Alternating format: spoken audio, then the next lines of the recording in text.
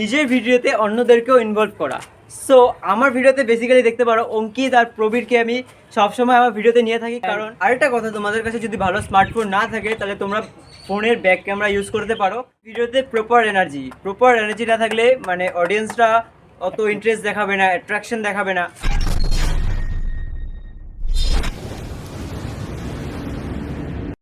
What ever, আজকের ভিডিওতে আমি তোমাদের বলবো যে তোমরা কিভাবে ব্লগিং স্টার্ট করতে পারো তার বিষয়ে আমি কিছু সাজেশনস দেবো আর কিছু কুইক টিপস দেবো। তো চলো let's start the video. First of all তোমাদের ব্লগ স্টার্ট করার জন্য তিনটা জিনিসের প্রয়োজন। সো ফার্স্টে হলো একটি স্মার্টফোন, তারপরে একটি এক্সটার্নাল মাইক, তারপরে একটি ফোন স্ট্যান্ড। তো এই দুটো জিনিস না হলেও চলবে, কিন্তু তোমরা যদি নিজেও স্মার্ট না হও তাহলেও চলবে, কিন্তু একটা স্মার্টফোন ব্লগ করার জন্য প্রয়োজন। ওকে।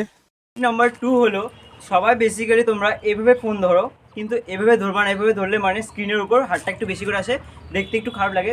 তোমরা যদি ট্রাই করতে পারো এভাবে ধরার, এভাবে ধরে ট্রাই করবা যাতে স্ক্রিনের উপর হাতটা একটু কম আসে আর দেখতে একটু বেশি ভালো লাগবে।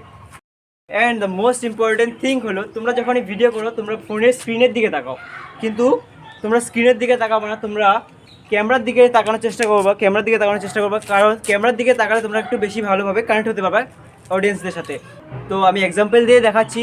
দেখো, আমি এখন যখন কথা বলছি তোমাদের সাথে একটু কমভাবে কানেক্ট হতে পারছি, আর এখন আমি ক্যামেরার দিকে তাকাচ্ছি, দেখো এখন ভালো মতো কানেক্ট হতে পারছি না তোমাদের সাথে।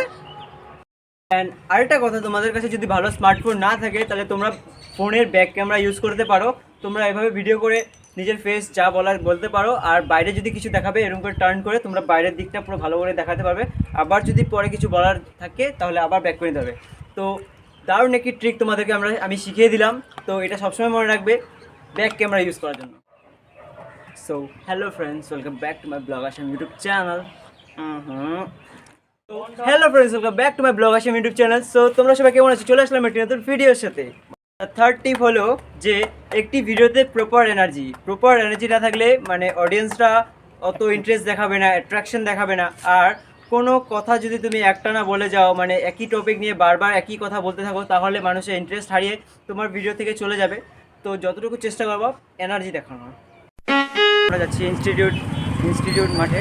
তো ইনস্টিটিউট মাঠে যাই, দেখি এদিকে পুরো ভিড়, রাস্তা দিয়ে যাচ্ছে না, তো পুরো জাম। তো দেখি। So hello friends, welcome back to my blog Assam YouTube channel. তো গাইস, মানে কি আমাদের রাস্তা অল্প দেরি হয়ে গেল, পুরো সন্ধ্যা হয়ে গেছে চারদিকে। তো এই ভিতরে মন্দিরে একটু পরে ঢুকবো, ভিতরে মন্দিরে গিয়ে দেখাবো তোমাদেরকে মন্দিরটি কিরকম দেখতে। সো দ্য ফোর্থ টিপ হলো কোনো ভিডিওতে প্রপার এডিটিং। সো ভালো করে এডিট করাটা খুব বেশি প্রয়োজন, কারণ এডিটিং ভালো না হলে মানুষ অত ইন্টারেস্ট দেখায় না ভিডিওতে। আর আরেকটি কথা হলো ভিডিওতে প্রপার মিউজিক দেওয়া। সো আমি বেসিক্যালি এনসিএস নামের একটা ইউটিউবের চ্যানেল আছে, সেখান থেকে আমি ভিডিওতে মিউজিক ইউজ করি।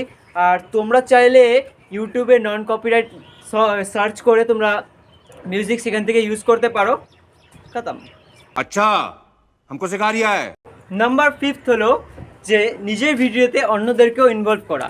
সো আমার ভিডিওতে বেসিক্যালি দেখতে পারো অঙ্কিত আর প্রবীরকে আমি সবসময় আমার ভিডিওতে নিয়ে থাকি। কারণ একজন থেকে দুজন তিনজন ভিডিও বানালে দেখতে একটু ভালো লাগে, ভিডিওতে হাসি ফুর্তি হয়, আর তোমাদেরকেও দেখতে ভালো লাগে ভিডিওটা, তোমরাও হাসি ফুর্তি করতে পারো। তো সেটাই 5 নাম্বার হলো নিজের ভিডিওতে অন্য কারোকে ইনভলভ করা, সেটাই।